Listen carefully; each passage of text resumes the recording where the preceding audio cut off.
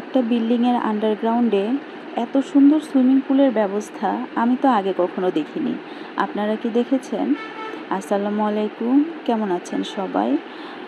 সবার সুস্থতা ও মঙ্গল কামনা করে আজকের ভিডিওটা শুরু করছি। আমরা তো দিব্যি ভালো সময় কাটিয়ে এসেছি আলহামদুলিল্লাহ।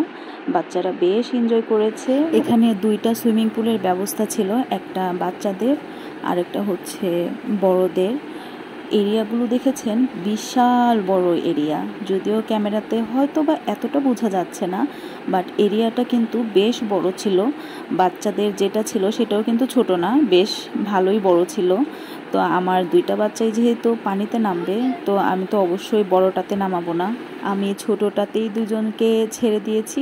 ওরা ইচ্ছা মতো লাফালাফি ঝাপাঝাপি করেছে। কিছুক্ষণ পরে দেখি ওর বাবাও দিয়েছে একটা ঝাঁপ। তো বেশ অনেকটা সময় ওদেরকে নিয়ে ছোট সুইমিং পুলটাতেই ছিল, ওদেরকে নিয়ে সাঁতার কেটেছে। তারপরে আবার পাশের বড়টাতে গিয়েছে। আমরা বড়রা কেউ নামিনি, জাস্ট ওর বাবাই নেমেছে। আর এই যে আমার ছেলে, দুই রাজপুত্র, ইচ্ছা মতো লাফালাফি ঝাপাঝাপি করেছে। তো ওদের খুব ভালো একটা সময় কেটেছে। আমরা এখানে বেশ কয়েকজনই ছিলাম, মামা ছিল, আমার বোন ছিল। তো পাশের যে বড় সুইমিং পুলটা, এটা কিন্তু বলা চলে একটা পুকুরের সমানই, এত বড়।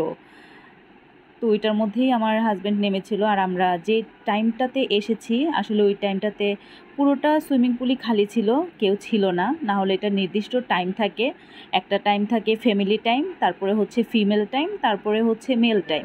তো আমরা যেই টাইমে এসেছি ওইটা অ্যাকচুয়ালি মেল টাইম ছিল, ছেলেদের টাইমটা ছিল, কিন্তু ওই টাইমে কেউই ছিল না তখন।